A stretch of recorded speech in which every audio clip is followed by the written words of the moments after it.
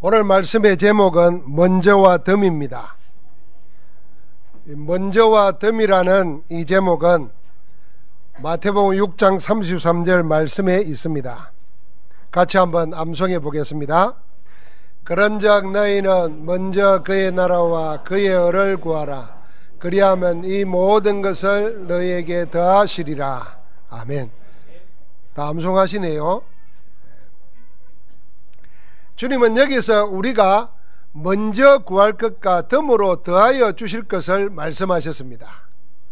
그래서 우리가 오늘 먼저와 덤의 축복을 받아 누리기를 바랍니다.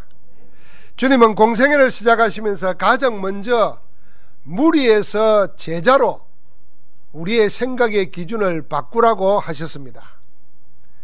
복에 대한 기준을 바꾸고 나는 누구인가 하는 자기 정체성과 무엇을 판단 기준으로 하여 삶을 살 것인가 하는 삶의 근본에 대하여 세상 기준에서 복음 기준으로 우리의 생각을 바꾸라고 하셨습니다. 제자라면 그래야 됩니다. 늘 살아온 대로 살지 말고 주님께서 하신 말씀으로 새로 살려고 하는 생각을 가져야 됩니다. 산상수훈의 첫 번째 메시지가 바로 그 마태복음 5장의 말씀이었습니다. 오늘은 그 두 번째 마태복음 6장의 메시지입니다. 마태복음 6장은 제자들의 기도 생활에 관한 것입니다. 생각의 기준을 바꿀 뿐 아니라 이제는 기도의 기준을 바꾸라고 하는 것입니다. 한번 같이 합시다. 기도가 바뀌면 모든 것이 달라진다. 네, 그렇습니다. 여러분과 내 기도의 자세, 기도의 내용, 기도의 시간이 바뀌면은 인생 근본이 달라지는 겁니다. 기도의 기준이 바뀐 자가 참으로 복음을 누리는 예수 그리스도의 제자입니다. 복음을 누리고 증거하는 제자의 기도는 세상 종교인의 기도와 다릅니다. 제자의 기도는 사람 앞에 아닌 하나님 앞에 자기를 세우는 자의 기도입니다. 라틴어로 코람데오 그런 말이 있습니다. 하나님 앞에서. 그래서 하나님의 자녀들은 모든 생각, 행동을 하나님 앞에서 한다 하는 생각을 가지고 살라는 것입니다. 우리가 죄의 유혹을 받을 때도 있고 여러 가지 환난과 시험의 유혹이 있을 때도 있습니다. 그때마다 내가 누구 앞에 서 있는가? 코람데오 하나님 앞에 서 있다 하는 생각을 하면은 유혹도 이길 수가 있고 환난 시험 속에서도 승리할 힘을 얻게 됩니다. 그래서 제자의 기도의 기준은 뭐냐? 사람에게 보이려고 하는 것이 아니고 하나님 앞에서 하나님께 하는 것이다. 너무 기본적이고 기초고 단순한 것 같은데 우리의 기도가 그걸 놓쳐버립니다. 사람 앞에서 하는 것이 아니라 하나님 앞에서 기도하는 자가 제자입니다. 그래서 은밀하게 보시는 하나님 앞에 자기를 내어놓는 기도가 참된 기도입니다. 기도는 입술의 소리만이 아니고 오늘 마태복음 6장 1절부터 15절까지 보니까 또 18절까지 연이어 보면은 기도하는 것과 구제하는 것과 금식이 다 똑같은 원리에서 시작됩니다. 주님은 구제나 기도나 금식에 대해서 말씀하시면서 두 가지를 대비시켰습니다. 사랑과 하나님을 대비하셨습니다. 구제하거나 기도하거나 금식할 때 사람에게 보이려고 하지 말라 하셨습니다. 6장 1절, 5절, 16절에 각각 말씀했어요. 그리고는 뭐라 그러냐면 모든 것을 하나님 앞에서 하되 그것도 은밀하게 하라고 했습니다. 왜냐하면 하나님은 은밀한 중에 보시는 하나님이시라고 6장 4절, 6절, 18절에 말씀했습니다. 왜 이렇게 말했냐면 유대인들은 하루에 3번씩 시간 정해놓고 늘 기도합니다. 그게 습관이고 체질이고 율법으로 정해놓은 겁니다. 하루에 3번씩 늘 기도하는데 혹시 무슨 일을 하다가도 또 길을 가다가도 서서라도 그 시간을 지키면서 기도했습니다. 그런데 당시의 유대인들은 너나 날 것 없이 어디에서 기도하려고 했냐면 사람 보이는 데서 기도하고 구제하고 금식을 했습니다. 처음에는 그러지 않았을 겁니다. 하나님 앞에서 하늘만 바라보고 기도했을 것입니다. 그러나 점점 시간이 지나가면서 하나님께 하는 신앙행위가 사람들의 관심을 받게 되고 사람들의 칭송을 받게 되니까 나중에는 일부러 그 사람들의 인정을 받고 칭송을 받으려고 사람 많이 모이는 곳에 찾아가서 기도하는 것입니다. 그게 외식하는 기도입니다. 하나님이 아니라 사람들의 칭송을 받으려고 하는 것이 자기들의 모든 신앙행위의 목적으로 바뀌고 말았습니다. 이걸 보고 신앙의 본질이 타락했다는 것입니다. 그래서 주님은 무리가 아닌 제자들에게 바른 신앙행위를 지금 말씀하시는 겁니다. 모든 것을 할 때, 남을 도울 때나 하나님 앞에 자기를 세우는 금식할 때나 기도할 때 전부 다 어디 앞에서, 사람 앞에서 하지 말고 하나님 앞에서 하라는 겁니다. 사람에게 보이려고 하지 말고 은밀한 중에 보시는 하나님께만 보이도록 하라는 겁니다. 그래서 어느 정도 말했냐면은 심지어는 구제할 때 네 오른손이 하는 것을 왼손이 모르게 하라고까지 했습니다. 여러분, 내 오른손이 하는데 왼손이 모를 수 있겠습니까? 이게 무슨 말입니까? 자기가 하는 것을 자기도 모를 만큼 하라는 것입니다. 그만큼 은밀하게 하라는 것입니다. 아무리 선한 일일지라도 티내지 말고 하라는 것입니다. 티내지 말고 할 뿐 아니라 하고 나서는 자기가 한 선한 일도 잊어버리라는 것입니다. 그게 오른손에 하는 것을 왼손이 모르게 하라는 겁니다. 우리는 이상하지요. 내가 남에게 받은 것은 다 잊어버려요. 그렇게 잘 잊어버려요. 저 사람이 내게 받은 거 생각하면 저리 못할 텐데 하고 섭섭한 생각 들 때 여러분 많이 있죠. 그런데 내가 뭐 한 거는 죽어도 안 잊어져요. 내가 언제 지한테 내가 뭘 줬는데 날짜 기억 다 해요. 그래서 나는 웬만하면 기억하려고 합니다. 넥타이 갖다 준 거 이건 누가 줬지 매일 때마다 생각합니다. 왜냐하면 혹시 잊어버리면 서운해할까 봐서. 그러니까 복잡한 게 많아요. 사실은 다 잊어버려야 되는데. 그러니까 우리는 남이 나에게 해준 거는 잊어버리고 내가 한 거는 다 기억하거든요. 그러니까 주님은 그런 거예요. 사람에게 보이려고 하지 말고 하나님께 하라는 겁니다. 하고 나서는 잊어버리라는 겁니다. 심지어 6절에는요 기도할 때 뭐라 그러냐면은 내 골방에 들어가 문을 닫고 은밀한 중에 계신 내 아버지께 기도하라. 은밀한 중에 보시는 내 아버지께서 갚으시리라. 하나님은 분명히 기도에 응답하십니다. 갚으신다 그랬어요. 그런데 어떻게 기도하라 그랬습니까? 골방에 들어가라 그랬습니다. 여러분, 골방이라는 말은 그 자체가 잘 드러나지 않는 은밀한 곳입니다. 거기 들어가도 안 보여요. 그런데 거기 가서 뭐라 했냐면 문을 닫으라 그랬습니다. 그만큼 우리의 생각을 사람 의식하지 말고 하나님 앞에서 하라는 것입니다. 여러분, 우리가 기도하러 놓으면 사람이 의식됩니다. 그러나 그거 의식하지 말라는 겁니다. 오직 하나님만 바라보고 그 은혜를 의지하는 것이 참된 기도라는 것입니다. 그렇게 은밀하게 자신을 하나님 앞에 내어놓은 자의 기도를 세밀하게 들으시는 하나님이십니다. 그래서 여러분과 내가 하나님과 나만 있는 은밀한 시간, 하나님과 나만에 있는 시간, 이걸 가지고 기도하라는 것입니다. 그리스도의 제자는 항상 먼저 하나님 앞에서 자기를 세우는 자입니다.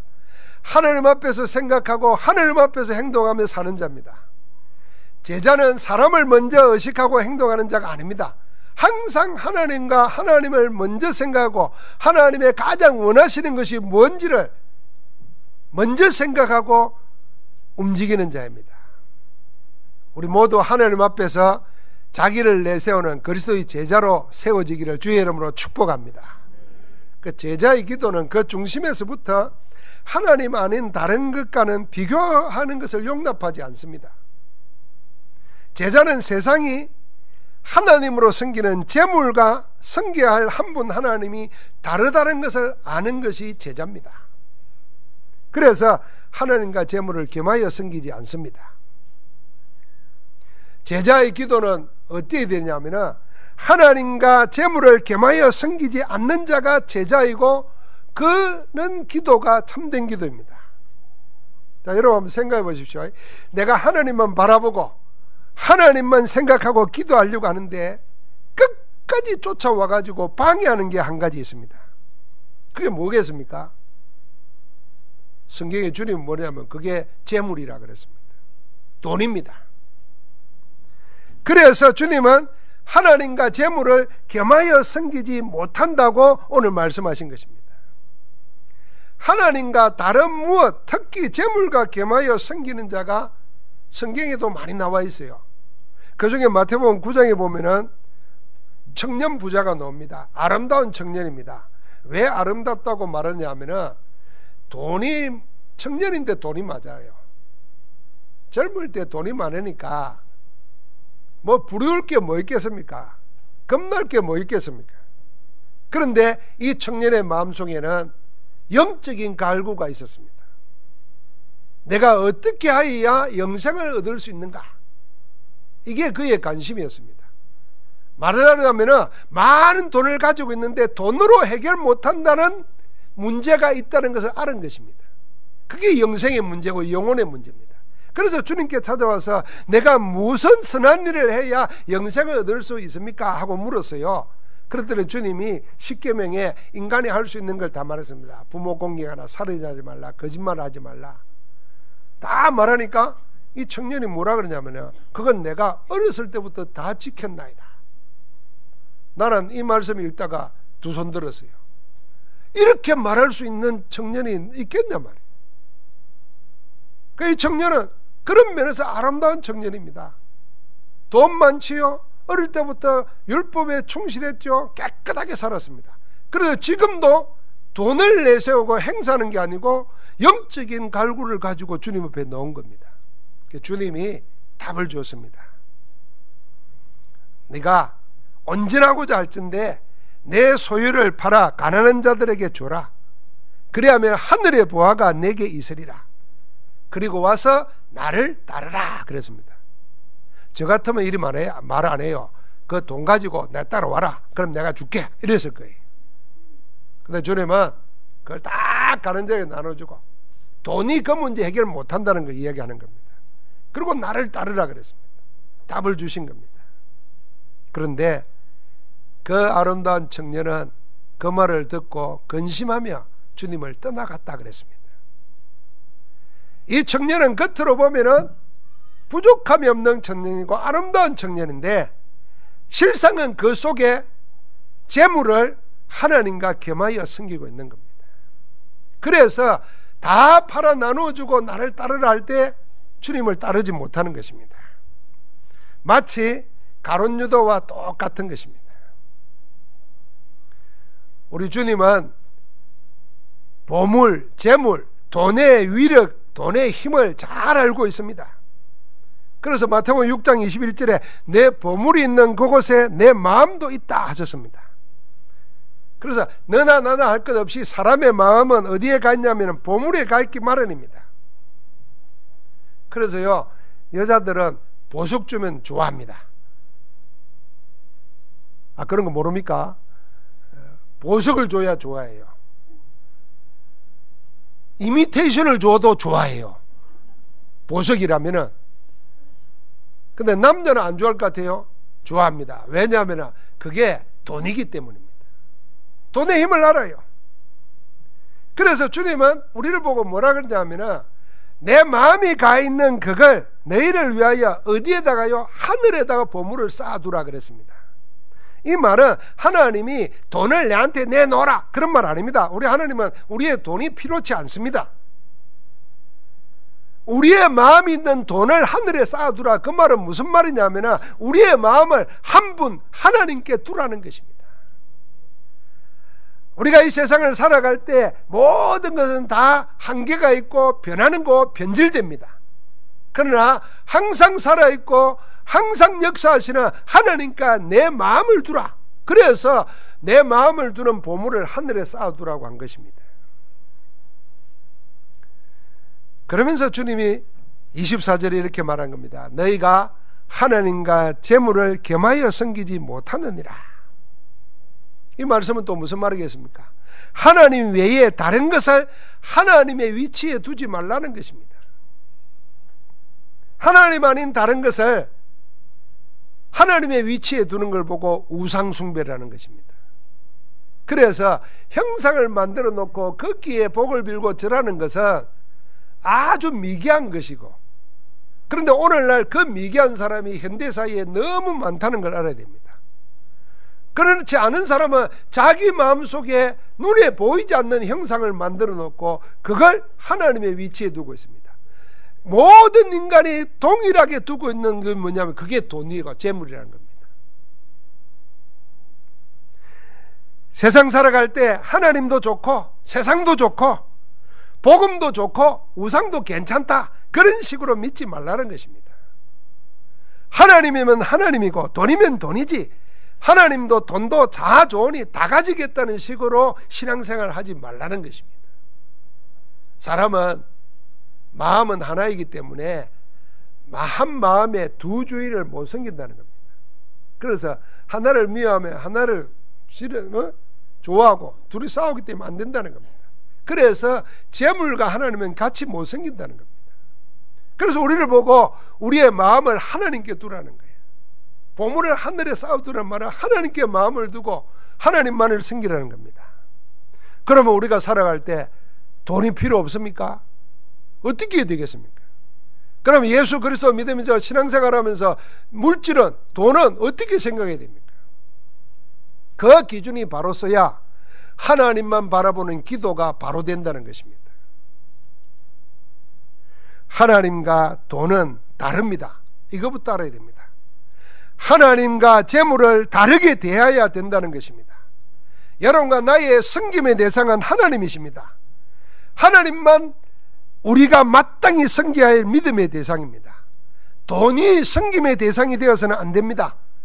돈은 섬김의 대상이 아니라 우리가 지배하고 다스려야 될 대상입니다. 돈은 활용의 대상이지 믿음의 대상이 아닙니다. 그래서 우리는 돈이 우리를 지배하지 못하게 해야 됩니다.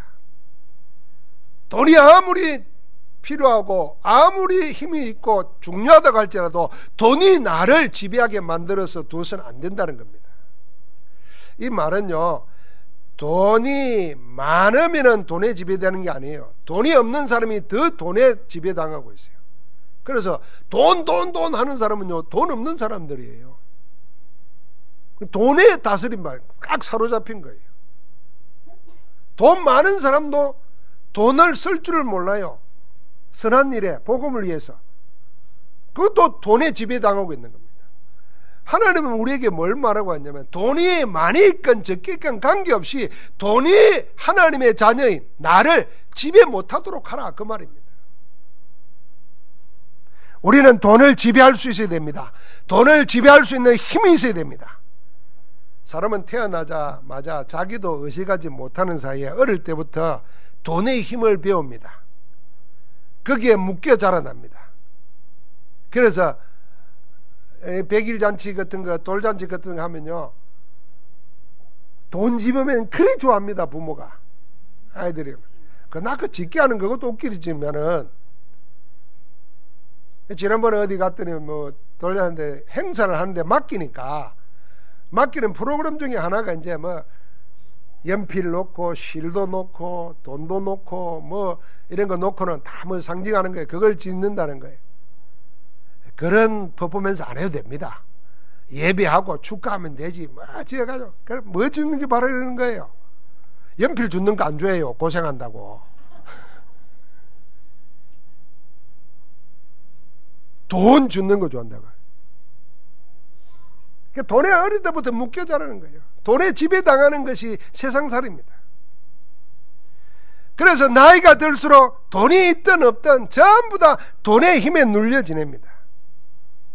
주님은 제자된 우리에게 하나님과 재물을 겸하여 섬기지 못한다고 했습니다. 우리로 하여금 뭔 이야기를 하냐, 오직 하나님을 섬기면서 재물을 다스리라고 하는 것입니다. 제자는 하나님 자리를 대신하는 돈을 다스릴 수 있어야 되고 우리는 이 힘을 키워야 됩니다. 여러분, 돈을 다스릴 수 있는 힘을 뭘로 키우고 있습니까? 어떤 사람은요, 돈 생기면 막 씁니다. 허비하고 낭비해요. 그건요, 돈을 다스리는 게 아닙니다. 어떤 사람은 막 그런 영화 같은 거 보면 막 돈을 막 뿌리고 말이지. 지붕에 올라가서 뿌리고 말이지. 탁자에 올라가서 뿌리고 와 돈을 지배하는 것처럼 말하죠. 그거는 돈에 묶인 겁니다. 선한 일 하나님을 위해서 쓰는 게 아니거든요. 그 돈을 지배하는 힘을 뭘로 키우겠습니까? 그래서 저는 하나님은 우리에게 하나님과 겸하여 섬길 수 없는 재물에 묶여가지고 하나님만을 바라보지를 못해요. 그래서 하나님을 바라봐도 재물 얻으려는 목적으로 하나님을 바라보니까 이건 틀리게 되는 겁니다. 그래서 하나님이 우리에게 돈을 지배할 수 있는 힘을 키우도록 우리에게 주신 게 뭐냐면 그게 헌금입니다. 저는 헌금 생활을 하면서 돈을 다스릴 수 있는 힘을 지금도 키우고 있습니다. 여러분, 나이 들면 돈이 더 필요하다 그러잖아요. 그래서 세상에 보면은 전부 다 뭐냐면 나이 들면 연금 이야기하고 보험 이야기하고 뭔 이야기하고 뭔 이야기하고 전부 다 그거 안 하면은 못 살 것처럼 만들어요. 그러면 헌금할 틈이 없어요. 목사가 헌금을 못 하면은 어떻게 되겠어요? 그래서 나는 내가 돈을 지배할 수 있는 힘을 헌금으로 키웁니다. 그러니까 어릴 때부터 전도사 때부터 그런 훈련을 했어요. 여러분, 11조 하나님이 나를 시험해 보라 그랬어요. 여러분, 11조는 큰 돈입니다. 10분의 1이 적은 돈이 아니잖아요. 그 10분의 1이 하나님 무슨 은행 구자가 있습니까? 하나님 무슨 뭐 집을 짓습니까? 아니에요. 근데 왜 그렇게 하라고 했었겠습니까? 하나님을 인정하는 겁니다. 하나님을 물질을 가지고 인정하는 그때부터 내게 자꾸만 힘을, 돈을 다스릴 수 있는 힘이 생깁니다. 이상하게 11조의 증거가 일어나요. 여러분, 11조 안 하는 사람들이 11조 안 했으면 부자 돼야 될 거 아니에요? 안 됩니다. 왜 안 되는 줄 아십니까? 하나님을 인정하는 것이 안 되기 때문에 그럽니다. 그러니까 늘 돈에 쪼달리고 돈에 묶여 살아요. 한번 옆 사람 축복하시기 바랍니다. 돈을 다스립시다. 돈을 다스려요. 또 돈을 다스리니까 또 있는 돈 가지고 막 아이고 기분 좋게 니 이것도 먹어라 저것도 먹어라 그렇게 하라는 거 아닙니다. 지 기분 내라는 거 아니에요. 헌금 이야기 나왔으니까 하는 말이지만은요, 11주도 안 하고 하나님 앞에 성경과 이런 것도 안 하면서 신자들 뭐 사주는 걸 잘하는 사람이 있어요. 목사들 대접하는 걸 해요. 뭘 가져오나? 11조 가지고 해요. 그거는 하나님이 그것 가지고 인심 쓰는 거예요. 자기가 하나님 되는 거예요. 그건 절대 그러면 안 됩니다. 그게 사람에게 보이려고 하는 거거든요. 그러니까 여러분, 모든 성도들은 알아야 됩니다. 어린아이들부터 우리는 알아야 됩니다. 세상은 돈에 지배당하고 삽니다. 그러나 우리는 그리스도의 제자는 돈을 지배할 수 있는 힘이 있어야 됩니다. 그 힘을 키우는 것이 뭐냐는 걸 생각해야 됩니다. 재물의 열매에서 영생의 복을 잃어버린 부자 청년이나 돈의 욕심 때문에 사단에게 걸려 들어가지고 마음을 빼앗겨버리고 결국에는 생명까지 빼앗겨 가룟유다처럼 되어서는 안 되는 것입니다. 그래서 우리는 복음 가지고 재물을 복음 전도를 위해서 쓸 수 있는 힘은 있어야 됩니다. 성경에 그 증인들이 많아요. 사도행전 2장에 마가다락방 교회가 그랬고, 사도행전 11장에 안디옥 교회가 그랬고, 로마서 16장에 로마 복음에 했던 중직자들이 그랬습니다. 이들은 모두 다 돈 있는 자가 많지 않았다고 그랬어요. 그런데도 복음 하나로 하나님의 은혜와 복을 받아 누렸습니다. 하나님은 그들에게 복음을 위해서 숨겨놓은 재물을 아낌없이 허락했습니다. 은혜 속에 있는 그들은 없는 가운데서도 물질에 얽매이지 않았습니다. 그래서 사도행전 4장 32절에 보니까 놀라운 말이 나옵니다. 뭐라고 그러냐면은 자기 재물을 가지고 제 것이라고 하는 자가 하나도 없더라 그랬어요. 자기 있는 재물을 가지고 제 것이라고 주장 안 하고 다 하나님의 교회에 내어놓고 다 필요에 따라 나누었으니까 놀라운 일이 생기는데 교회 안에, 성도 안에 궁핍함이 사라져버린 거예요. 이게 하나님의 경제입니다. 그러니까 그 힘을 가지고 뭐했냐? 복음 전도에서 썼습니다. 천하에 흉년이 들렀는데 안디옥 교회는 헌금이 넘쳐났어요. 그거 가지고 가난한 자들을 도우고 복음 전도하는 데 썼습니다. 하나님이 세계복음화 해야 되기 때문에 쫓겨나서 천막 만드는 브리스가 부부에게 숨겨놓은 하나님의 재물을 허락했습니다. 목을 내어놓고 전도자를 도와가지고 로마 살리는 데 쓰임받았습니다. 지금도 하나님께서는 제자된 우리에게 숨겨놓은 하나님의 경제가 있는 줄 믿습니다. 그걸 다스릴 수 있어야 돼요. 하나님과 하나님 나라를 위하여 하나님이 주신 재물을 초대교회는 사용할 줄 알았습니다. 그래서 재물의 주인이신 하나님은 그런 제자들에게, 교회에게 부족함이 없도록 공급해 주신 겁니다. 사도 바울이 나중에 이렇게 고백했어요. 빌립보서 4장 19절에 나의 하나님이 그리스도 예수 안에서 영광 가운데 그 풍성한 대로 너희 모든 쓸 것을 채우시리라. 나의 하나님이 그리스도 예수 안에 있는 자에게 영광 가운데, 수치스럽게 하지 않고 영광 가운데 그 풍성한 대로 우리 모든 쓸 것을 채우신다. 그 응답을 받고 사는 줄 믿습니다. 하나님과 재물을 같은 위치에 놓고 겸하여 섬기지 않는 자가 그리스도의 제자입니다.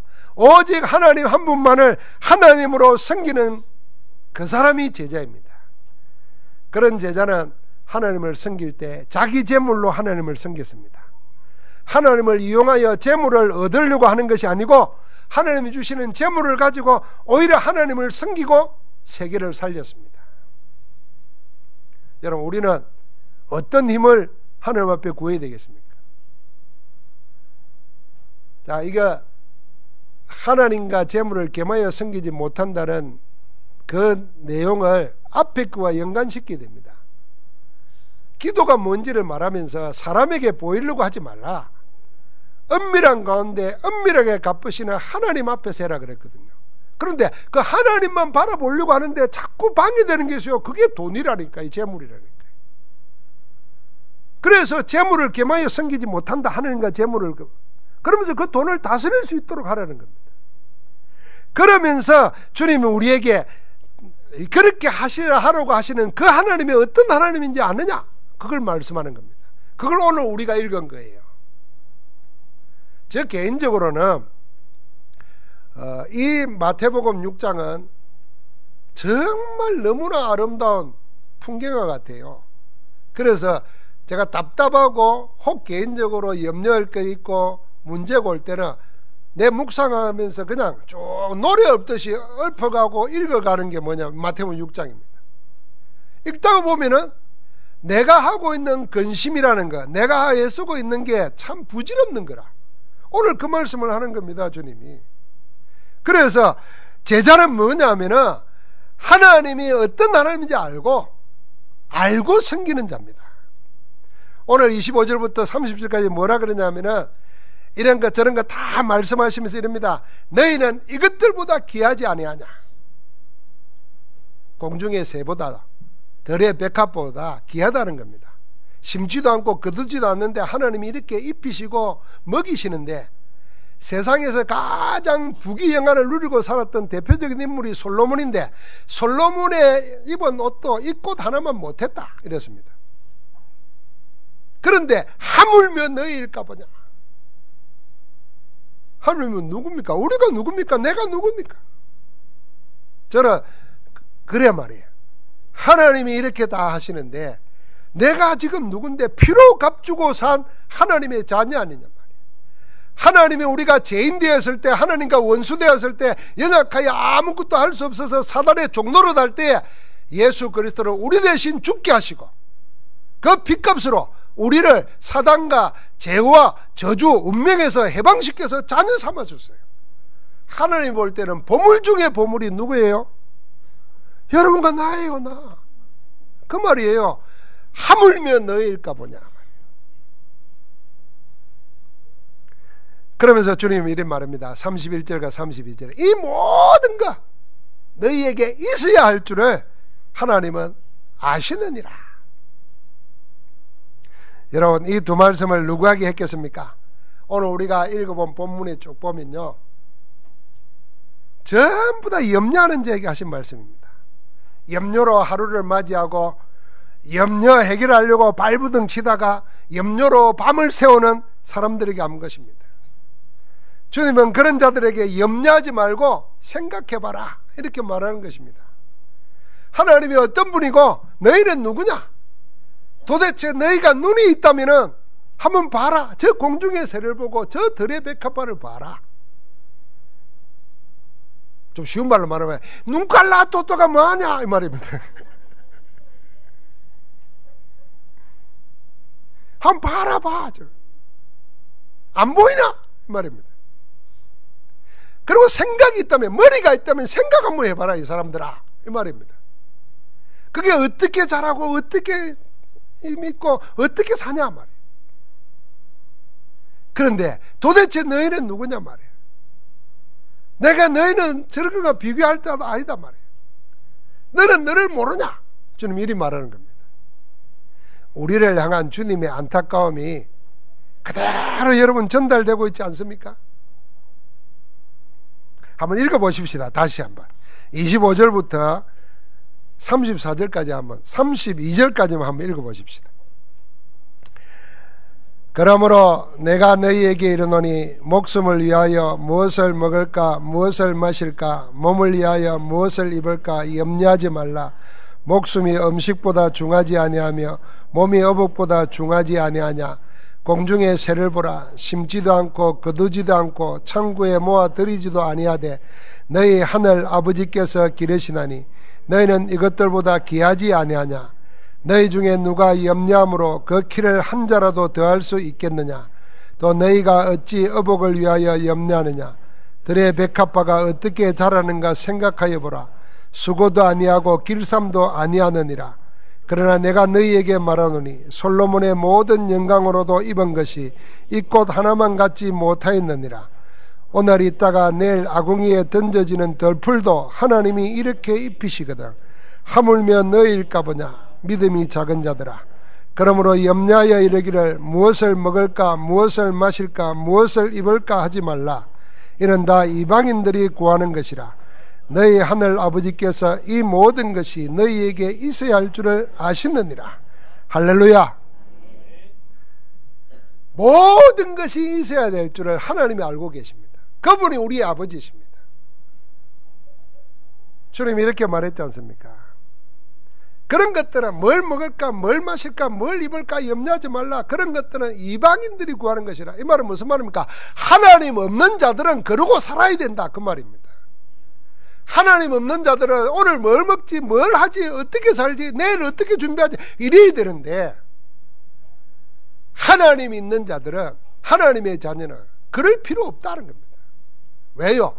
우리에게 자녀에게 있어야 될 모든 것을 하나님이 알고 계신다는 겁니다. 그래서 우리를 보고 그 모든 것을 덤으로 주시기 위해서 먼저 구하라고 하는 것입니다. 너희는 먼저 그의 나라와 그의 의를 구하라. 그리하면 이 모든 것을 너희에게 더하시리라. 전에도 이야기했지만 저는 우리 집 가훈이 내가 지었어요. 마태복음 6장 33절이라고. 지금도 생각하면 재밌는 게, 초등학교 다닐 때 우리 결애가 3학년 때인가 4학년 때인가 선생님이 그때는 그랬는가 봐요. 학교에서 집에 가훈을 적어오라 그랬어요. 그래서 내가 그걸 딱 적어줬더니 아빠 이런 거 말고, 이런 게 말고 아니고 그러면서 설명을 했어요. 뭐 가만서성 이런 거 써보낼 수 없잖아요. 그런 건 다 아는 거지. 그게 무슨 가훈이 되었으면 되겠습니까? 우리는 먼저 그의 나라와 그의 일을 구하면 우리가 살아가는 데 필요한 모든 것 다 아시는 하나님이 덤으로 주신다. 영어 성경에는요 보너스로 주신다 그랬어요. 그 저런 생각했어요. 옛날에 전도사 시절에 냉장고 하나 살라 해도 돈이 없어요. 그런데 부교육자 시절에 혹시 보너스가 나오면 그걸 모아가지고 냉장고를 샀어요. 그러니까 살림장만은 보너스 받을 때 하더라고요. 내가 이 말이 다시 보이더라니까 더하여 주신다 이 말이. 아, 우리가 구할 걸 구하면 하나님이 우리 살아갈 때 필요한 것을 다 공급하신다는 말이에요. 이 하나님이 믿어지시기를 주의 이름으로 축복합니다. 우리 영혼이 오늘 이제 군대 간다고 머리 감고 앉아 있는데, 군대 가든 염려하지 마시길 바랍니다. 그의 나라와 그의 의를 군대에서 구하면 군대 생활에 필요한 모든 것은 하나님이 어떻게 주신다고요? 더하여 주십니다. 이 복이 뭐냐면 하나님이 자꾸 쫓아오면서 자꾸 더하여 주는 이 복을 받아야 돼요. 하나님을 쫓아가면서 강탈하려고 하지 말고 하나님이 쫓아오면서 아이고 더해라 야야 이래야 되는, 그 속에 내가 있어야 되는 거예요. 그래서 우리는 하나님의 나라와 하나님의 의가 뭡니까? 하나님 나라는 분명하지요. 하나님의 의가 뭡니까? 예수 그리스도십니다. 예수 그리스도가 하나님의 나라입니다. 하나님 나라 복음을 구하면은, 복음이 우선되면은, 복음에 내 중심을 맞추면은 하나님이 다른 걸 주신다는 겁니다. 그래서 교회에서 헌신할 때도 복음 중심을 하시기 바랍니다. 그리스도를 위하여 해야 되고 그리스도가 먼저 돼야 되고 나는 양보하면 됩니다. 그러면 누가 나를 챙겨주겠냐? 하나님이 나를 챙겨줍니다. 그걸 보고 우리는 축복받았다는 것입니다. 그런데 우리는 염려가 돼가지고 내가 내 걸 챙기는 것으로 훈련되어져 왔어요. 그게 체질화되어 있어요. 교회 와서도요, 예를 들면 이건 지나가는 우스갯소리입니다만 뭐 행사고 남잖아요. 그러면 이거 가지고 새신자들에게, 현장의 렘넌트들에게 이래야지, 그거 챙겨가지고 내가 가져가려고. 그 중직자도 아니에요. 먼저 그의 나라와 그의 의를 구해야지. 저한테 챙겨주지 마세요. 떡 남았다고 목사님 많이 싸주면 맨날 떡 질려요. 그게 복음을 위해서 해야 돼. 복음을 위해서. 그 새신자들, 현장의 렘넌트들, 전도에 될 대상자들, 그거 하려고 하면 얼마나 좋아요. 생활 속에 먼저 그의 나라와 그의 의를 구하는 거 한번 생각해 보십시오. 내가 조금 오해받고 내가 조금 양보하고 내가 조금 뒤떨어져도 교회가 된다면, 하나님이 영광을 받으신다면, 복음 전도에 유익하다면 기꺼이 그 말입니다. 그러면요, 우리 하나님이 우리를 챙기신다는 겁니다. 너희는 먼저 그의 나라와 그의 의를 구하라. 그리하면 이 모든 것, 여러분이 생각하는 모든 것 이 안에 다 들어있습니다. 하나님이 더하여 주시는 줄 믿습니다. 주님이 직접 우리에게 기도를 그래서 마지막에 압축해서 가르쳤습니다. 너희는 이렇게 기도하라 그랬습니다. 그게 주기도문입니다. 주기도문 하시기 전에 이런 기도 하지 말라, 차라리 이런 기도 하려면은 하지 마라, 이런 기도가 있어요. 한번 따라 합시다. 차라리 이런 기도는 하지 말라. 그게 뭐냐면 사람에게 보이려고 하는 종교인들의 기도, 또 하나님 없는 세상 사람들이 막 연불해오듯이 주문해오듯이 하는 그런 기도, 중언부언하는 기도, 차라리 그런 기도 하지 말라는 겁니다. 뜻도 뭔지도 모르고 하나님의 방향도 안 맞으면서 막 정성 들이면 되겠지, 그런 거 하지 말라는 겁니다. 여러분이 정성을 들이는데 뭐가 온다, 그거는 하나님의 역사 아닙니다. 하나님이 어떤 분인지를 알고 내가 누군지를 알고 당연하게 나와야 되는데, 그게 안 되는 그런 기도는 차라리 하지 말라 그랬습니다. 그러면서 너희는 이렇게 기도하라 그랬던 겁니다. 그게 주님 우리에게 가르친 기도입니다. 거기에 7마디 딱 있습니다. 그걸 둘로 나누면 먼저 하나님을 구하라는 겁니다. 하나님의 이름이 거룩히 여김을 받으시며 나라가 임하옵시며 뜻이 하늘에서 이루어진 것 같이 땅에서도 이루어지이다. 뭘 구하라고요? 하나님의 이름과 하나님의 나라와 하나님의 뜻을 구하라는 것입니다. 하나님의 이름은 세상의 다른 신들과는 다른 겁니다. 그게 거룩히 여기는 겁니다. 하나님의 나라가 임하는 것, 그게 복음 전할 때 흑암이 떠나가고 하늘 군대가 동원되고 하나님의 나라가 임하는 겁니다. 거기에 하나님의 뜻이 이루어지는 겁니다. 그거 구하라는 겁니다. 그러면은 우리에게 필요한 걸 구하라는 겁니다. 사람은 자기 필요한 걸 몰라요. 그래서 늘 저는 이 얘기는 내 인생의 교훈으로 받아들이는데요, 사람들이 필요와 자기 요구하는 것이 달라요. 요구하는 것이 달라요. 교통사고 나서 피를 많이 흘리면요, 사람들이 수분이 빠지니까 물을 찾습니다. 그때 물 주면 안 된답니다. 그 사람이 요구하는 건 물이지만 그 사람에게 필요한 건 피입니다. 그래서 빨리 입술을 적셔가지고 갈증 면하게 하고 피여야 돼요. 우리는 내 필요한 걸 구하지를 못해요. 모르니까 자꾸 내 원하는 것만 들어주기를 원합니다. 하나님은 우리의 요구를 들어주는 분이 아니라 우리의 필요를 채워주시는 분입니다. 너희 모든 쓸 것, 그 말은 너희 모든 필요를 채워주신다는 겁니다. 그래서 우리에게 진짜 필요한 것은 뭐겠습니까? 일용할 양식입니다. 이틀분 양식도 아니에요. 일용할 양식이에요. 이 말이 무슨 말이겠습니까? 하나님과 날마다 함께하라 그 말입니다. 24시 하라는 그 말입니다. 그 증거를 보여줬습니다. 강야에서 하루치만 줬어요. 만나.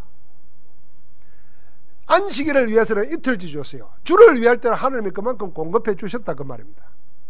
일용할 양식을 구한다 말은 날마다 하나님과 동행하라는 것입니다. 그게 필요한 겁니다. 여러분과 내 인생을 살아가는데 필요한 건 뭐냐? 하나님이 나와 함께하는 것입니다. 두 번째는 뭡니까? 제삼 받는 겁니다. 우리의 제삼이 없이는 참 평안이 없고 영혼의 구원이 없습니다. 그래서 남도 용서하는 겁니다. 우리에게 필요한 건 뭡니까? 세상에 시험이 많아요. 악이 있습니다. 이 모든 시험에 들지 않고 악을 이기는 것입니다. 그러면은 자동적으로 우리가 생각하는 복이라는 것은 따라오게 되어 있습니다. 이 모든 것이 누구에 있나? 근세와 존귀와 영광이 다 하나님께 있습니다. 하나님만 바라볼 때 하나님은 모든 필요를 채워주실 줄 믿습니다. 말씀을 마무리합니다. 기도의 기준이 바뀌면 여러분과 나의 인생 모든 부분이 살아나기 시작합니다. 그게 복음으로 살리는 치유입니다. 기도가 바뀌면 인생이 바뀝니다. 그래서 기도가 되어지면 참 치유가 된 겁니다. 그러면 저절로 하나님이 서밋 응답을 주십니다. 어느 날 나는 다른 사람들이 보고 따라올 수밖에 없는 위치에 있게 됩니다. 따라오게 되어 있어요. 뭘 하려고 안 하는데 되어 있다니까요. 뭐 이런 거는 참 부끄러운 이야기지만은요, 제가 촌 사람 아닙니까? 지금 생각해도 촌이래요. 지금 가보면 내가 여기 어떻게 살았던가 싶은데 이름도 촌스럽잖아요. 삼천포 말. 포항도 비슷합니다만은 근데 뭐 되려고 안 했는데요, 하나님의 언약 안에 있으면요, 제가 살아오면서 고등학교, 군대 가 있을 때, 대학 시절, 뭐 시절 다 보면은 하나님이 앞에 세워놨어요.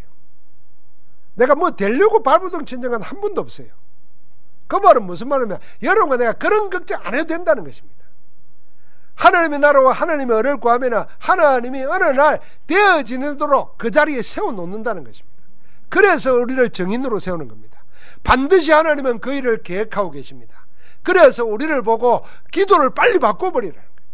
어떻게 바꾸냐? 먼저 구할 것을 빨리 찾으라는 겁니다. 먼저 어떻게 구하냐? 24시에 구하는 겁니다. 어떻게 구하냐? 오직으로 구하는 겁니다. 어떻게 구하냐? 올인하는 겁니다.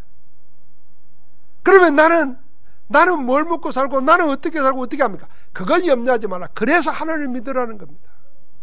여러분, 우리가 하나님을 믿는데 뭘 믿어요? 하나님을 뭘 믿어요?